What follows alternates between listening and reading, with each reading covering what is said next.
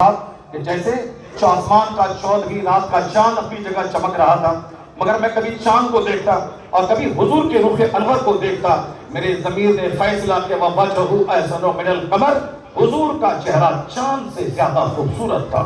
یہ اس کا اسٹیٹمنٹ ہے جس نے حضور کی محفل میں دیکھا، سرکار دو جہاں کے چہرے کو دیکھا، ہم نے نہیں دیکھا، آپ نے نہیں دیکھا۔ البتہ بخاری شریف موجود ہے، مشکات موجود ہے، ترمذی موجود ہے، اور ان احادیث کو روایت کرنے والے راوی موجود ہیں، اور تحقیق کی کسوٹی پر آتھینٹک راوی موجود ہیں جس تحقیق کی روشنی میں کہہ سکتے ہیں کہ ایک بات بھی اس میں غلط نہیں ہے۔ یہ صحیح ستہ کی حدیث میں موجود ہے کہ صحابہ کرام نے آقا علیہ السلام کے بارے میں کیا کہا، سرکار کا چہرہ چاند سے زیادہ خوبصورت۔ حضرت ابو ہریرہ کہتے ہیں ان الشمس تجری فی وجہہ، گویا سورج تھا جو مصطفیٰ کے چہرے میں تیر رہا ہو، یعنی حضور کا رخ روشن ایسا جیسے سورج مصطفیٰ کے چہرے پہ تیر رہا ہو۔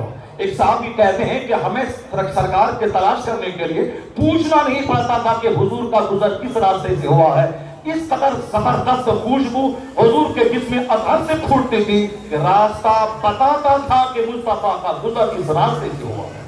اسے اعلیٰ حضرت فاضل بریلوی کہتے ہیں کہ گزرے جس راہ سے وہ سید والا ہو کر، رہ گئی ساری زمین عنبر سارا ہو کر۔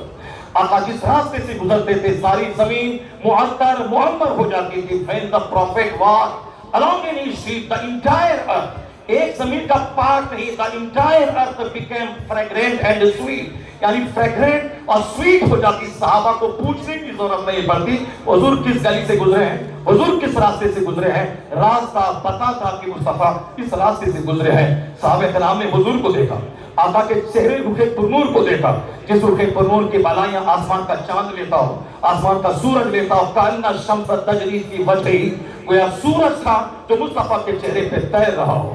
صحابہ کا بیان ہے، اعلیٰ حضرت فاضل بریلوی صحابہ کرام کی ایکٹیویٹیز کو، ان کے اقوال کو، ان کی باتوں کو جو شعر کی شکل دی ہے وہ کہتے ہیں رخ انور کی تجلی جو قمر نے دیکھی، رہ گیا بوسہ دہے نقش کف پا ہو کر، یعنی مصطفیٰ کے رخ کی تجلی جو چاند نے دیکھی، وہ چاند محو حیرت ہو گیا، آپ کے نقش قدم کو بوسہ دینے پر چاند مجبور ہو گیا۔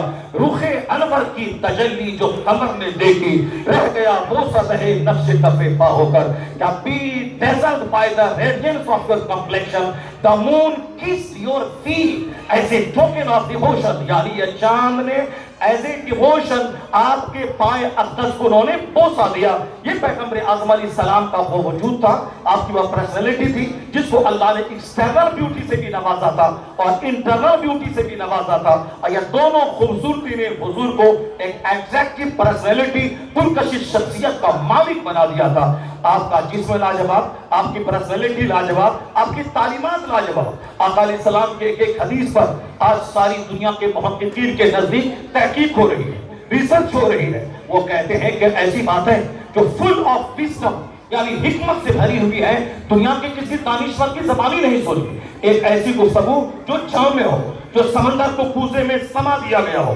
آقا علیہ السلام کی وہ گفتگو جیسے سمندر کو کوزے میں بند کر دیا گیا ہو۔ آج تک ہزاروں کتابیں لکھی گئی، ہزاروں تشریح کی کتابیں لکھی گئی حضور کے حدیث کی ایکسپلینیشن اور فصاحت پر، مگر آج تک دنیا دنگ ہے کہ اس وجود میں دنیا کا سارا علم جمع ہے، دنیا کی ساری عقل جمع ہے۔ حضور کے علم سے دوسرے کے علم کو تشبیہ دینے کا مطلب ہے جیسے ایک قطرہ پانی کو کوئی سمندر سے تشبیہ دے رہا ہو۔ اب ایک حدیث میں سناتا ہوں، اس کو ذرا غور سے سنیے۔ رخ روشن کے بارے میں سن لیا، اب ہمیشہ سنتے رہتے ہیں۔ آقا علیہ السلام کے جسم اقدس کی خوشبو کے بارے میں سن لیا، ہمیشہ سنتے رہتے ہیں۔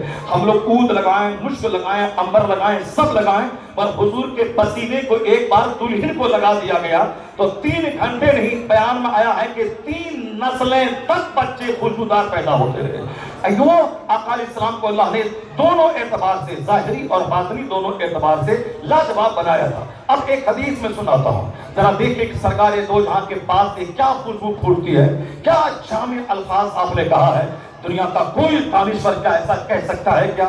جو رنگ آپ قرآن کریم میں پاتے ہیں، جو جامعیت اللہ کے کلام میں پاتے ہیں، جو حسن پاتے ہیں، ایسا لگتا ہے جیسے ہزاروں شاعروں کے اشعار میں وہ خوبصورتی نہیں ہے جو اللہ کے کلام میں ہے۔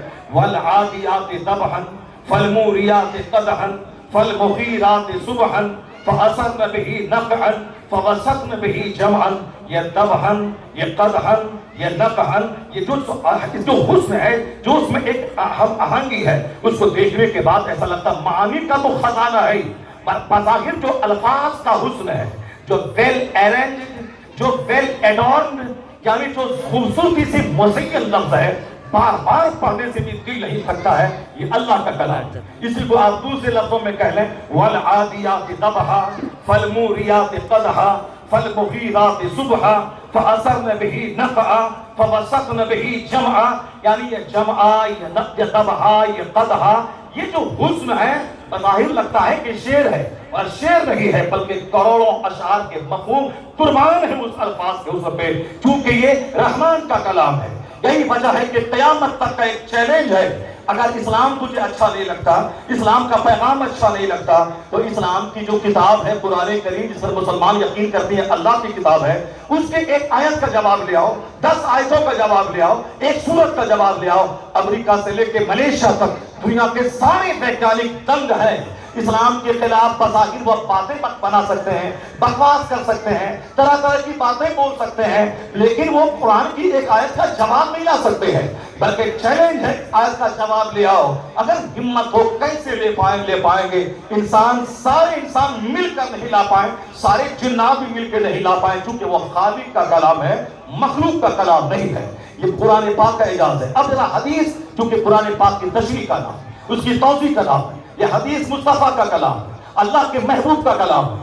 اللہ لاجواب، اللہ کے محبوب لاجواب، محبوب کا کلام لاجواب۔ آپ نے قرآن تو سنا، اب ذرا حدیث کا حسن سنیے، جو مصطفیٰ کی زبان سے جو کلام نکل رہا ہے، ایک مختصر، ایک جامع، حسن و جمال سے سجا ہوا کلام۔ ایک حدیث ہے لولا بہائم رتع، ذرا غور سے سنیے گا، لولا بہائم رتع وشیوخ رکع واطفال رتع لصب علیکم العذاب صبا ولرص رصا۔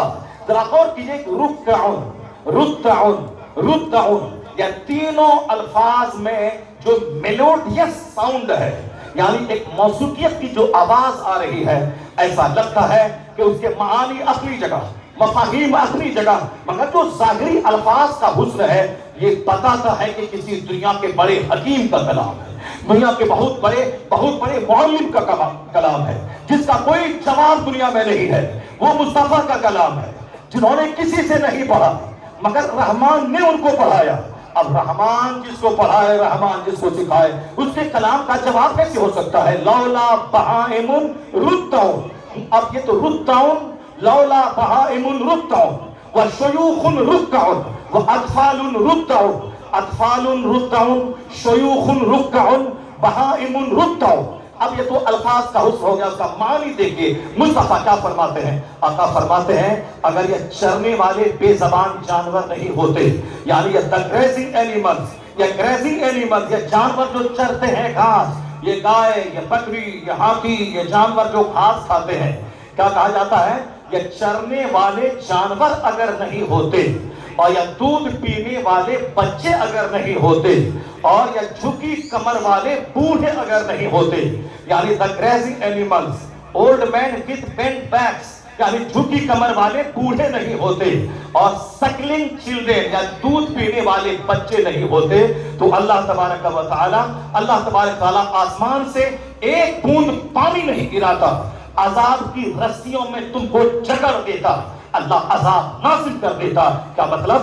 ہم اپنے ماں باپ کو نہیں پال رہے ہیں، ماں باپ کی وجہ سے ہم پالے جا رہے ہیں، ہم بے زبان بچوں کو نہیں پال رہے ہیں، ان بچوں کی وجہ سے ماں باپ پالے جا رہے ہیں۔ ہم خود سے جانوروں پہ احسان نہیں کرتے ہیں، بلکہ جانور کا احسان ہے کہ ہم پالے جاتے ہیں۔ ہمارے کرائم، ہمارے جرائم، ہمارے گناہ اتنے ہیں کہ اللہ کے رسول کہتے ہیں تمہیں عذاب کی رسی میں جکڑ دیا جاتا۔ وہ تو یہ بے زبان جانور کو گھاس کھلانا ہے، اللہ کو آسمان سے پانی برساتا ہے، اسی پانی کے صدقے میں گیہوں اور چاول پیدا ہو جاتا ہے اور تم کھاتے ہو۔ یہ بے زبان جانور، یہ بے زبان دودھ پیتے بچے، اور یہ بوڑھے، وہ بوڑھے کمر جھکی ہوئے بوڑھے، ان کی وجہ سے اللہ تمہیں روزی دیتا ہے۔ باتیں 1 کروڑ کی ہیں، مگر حسین الفاظ کے پیرائے میں جو مصطفیٰ نے پہنچا دیا اس کا کوئی جواب نہیں ہے. اس لیے ڈاکٹر ایچ مائیکل ہارٹ امریکہ کا سب سے بڑا ودوان، انہوں نے پوری دنیا کے ودوانوں کی ایک کتاب لکھی، 100 آدمی کو چھانٹا، اس میں انہوں نے اسٹیٹمنٹ دیا he was the only man in history who was supremely successful on both levels, religious and secular. تاریخ آدمیت کا ایک لوٹا انسان محمد عربی ہے جو مذہب اور سیاست دونوں سطح پر سب سے زیادہ لاجواب انسان ہوا ہے.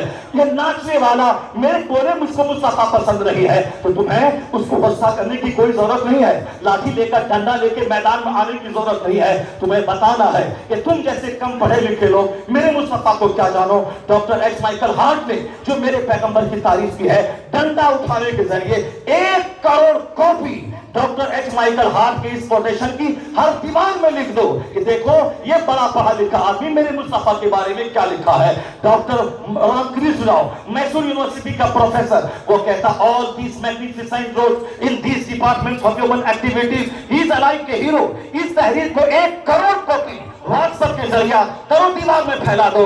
ڈنڈا اٹھانے کی ضرورت نہیں ہے. نماز پڑھنا فرض ہے، نماز چھوڑنا حرام ہے، بس ہم کسی کی گردن میں چادر ڈال کے مسجد میں گھسا نہیں سکتے. ہمارا کام صرف اتنا ہے میں خدا کا کلام پہنچا دوں، میں مصطفیٰ کا کلام پہنچا دوں. جس طرح حضور پر فرض تھا اللہ کا کلام پڑھ دیں، اسی لاکھوں کروڑ میں سے 2-4 لوگ کھینچ کے آ جاتے تھے، وہی ہم پر بھی آج لازم ہے میں قرآن حدیث پڑھ کے سنا دوں. کسی کی گردن میں چادر لاٹھی نہیں ڈالوں تو ہم صرف سمجھا دیں کہ لوگوں کو جوانوں نے کیا کہا، بڑے بزرگوں نے کیا کہا، دنیا کے دانشوروں نے کیا کہا.